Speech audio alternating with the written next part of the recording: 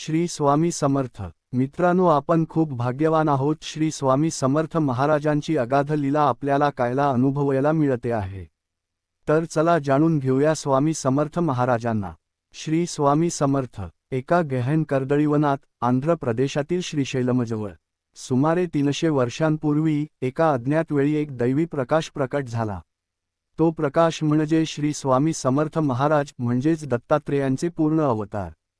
त्यांचा जन्म प्रकटीकरण इसवी सन 1810च्या सुमारास झाला असे मानले जाते. काही म्हणतात ते गजानन महाराज होते, पण भक्त त्यांना फक्त स्वामी बाबा म्हणतात. श्रीशैलमला त्यांनी 30 वर्षे तपश्चर्या केली. जंगलात राहून त्यांनी ध्यान धारण केले. साधारण 1856 साली त्यांनी मंगळवेढ्याहून महाराष्ट्रातील अक्कलकोट गावी पदार्पण केले. तेथील खंडोबा मंदिरात त्यांनी पहिले पाय रोवले. चैत्र शुद्ध द्वितीया हा त्यांचा प्रकटीकरण दिवस, ज्याला आजही लाखो भक्त उत्सवात साजरा करतात. स्वामी म्हणाले, मी इथे येथे राहतो, भक्त माझ्याकडे येतील, भिऊ नका. हा त्यांचा पहिला संदेश होता. स्वामींचे आयुष्य म्हणजे चमत्कारांची साखळी. आंध्रपासून हिमालयापर्यंत त्यांनी पायी भ्रमण केले. मोहोळ गावात 5 वर्षे राहिले. गवत्या मारुती मंदिरात वास्तव्य केले. एकदा तेथे मुंग्यांचा प्रचंड हल्ला झाला. लाखो मुंग्या भक्तांवर चालल्या, पण स्वामींनी हात उचलला आणि मुंग्या मागे फिरल्या. श्री गजानन महाराज आणि साईबाबा या दोघांनाही श्री स्वामी समर्थ महाराज यांनी दीक्षा दिली असे मानले जाते. स्वामी समर्थ महाराजांनी गजानन महाराजांना मार्गदर्शन करून त्यांच्या कार्याची अनुभूती दिली आणि नंतर ते शेगावी आले. तर साईबाबांनीही स्वामी समर्थांना आपले गुरु मानले होते. दोघेही स्वामी समर्थांचे शिष्य असल्याने ते एकमेकांचे गुरुबंधू मानले जातात. स्वामींचे त्यांचा भक्तांसाठीचे मायेचे शब्द, भिऊ नकोस, मी तुझ्या पाठीशी आहे, आजही करोडो भक्तांना धैर्य देतात. भक्तांचा विषय निघाला आहे, तर आता तुम्हाला त्यातीलच काही भक्तांचे स्वामी अनुभव सांगतो, जे प्रत्यक्ष भक्तांनी सांगितले आहेत. कार अपघातातून कुटुंबाचे रक्षण झाले आणि ते कुटुंब मृत्यूच्या दारातून वाचले. एकदा सोलापूरचे एक कुटुंब कारने मुंबईकडे जात होते. रात्रीची वेळ, मोकळा रस्ता असल्यामुळे गाडी वेगाने होती आणि अचानक गाडीचा ब्रेक फेलच झाला. कार खोल दरीत कोसळणार तेवढ्यात ड्रायव्हर ओरडला, संपलो, मेलो. पण आईने हात जोडले, जय जय स्वामी समर्थ, बाबा वाचवा, अशी हाक दिली आणि अचानक कारची स्पीड कमी झाली. जणू अदृश्य हाताने ब्रेक दाबला. कार दरीच्या काठावर थांबली. नंतर तपासला तर ब्रेक वायर तुटलेली, पण तरीही गाडी थांबली. कुटुंब भावूक झालं आणि आई म्हणाली, ही माझ्या स्वामींची कृपा, माझ्या बाबांनी मला वाचवले. असंच एक अनुभव आहे पुणे येथील एक तरुण मुलाचा. पुण्यातील 25 वर्षांचा तरुण हृदयविकाराने रुग्णालयात दाखल झाला.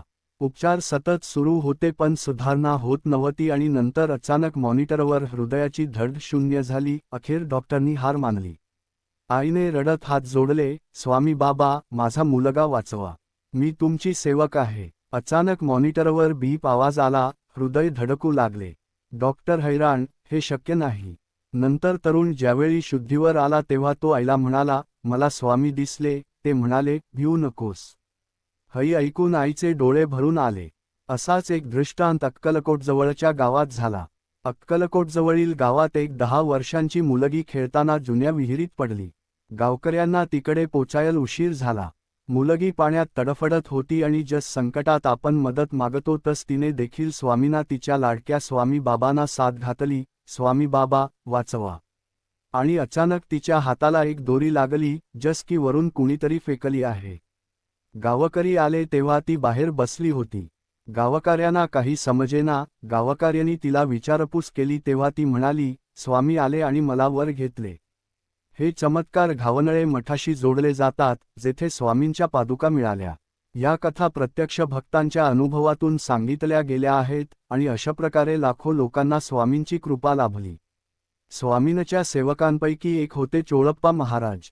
चोळप्पा हे स्वामींचे सर्वात जवळचे सेवक. अक्कलकोटमध्ये त्यांनी स्वामींची वर्षानुवर्षे सेवा केली, चमत्कार अनुभवले. इतर भक्त, सोलापूरचे लाखो लोक आजही त्यांचे दर्शन घेतात. स्वामींच्या उपासना करण्याची सोपी पद्धत म्हणजे श्री स्वामी समर्थ, जय जय स्वामी समर्थ हा मंत्र 108 वेळा जपा. पादुका पूजा, दैनंदिन ध्यानाने संकट नष्ट होतात, मानसिक शांतता मिळते आणि दृष्टिकोन सकारात्मक बनतो.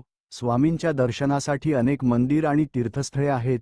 आयुष्यात एकदा तरी अक्कलकोट मुख्य मंदिर, समाधी आणि पादुका, मोहोळ गवत्या मारुती, गाणगापूर, पंढरपूर या ठिकाणी जाऊन अवश्य दर्शन घ्या. मित्रांनो, स्वामी म्हणतात, भिऊ नकोस, मी तुझ्या पाठीशी आहे. ते आजही जिवंत आहेत, भक्तांच्या मनात, भक्तीत, विश्वासात, अनुभवात.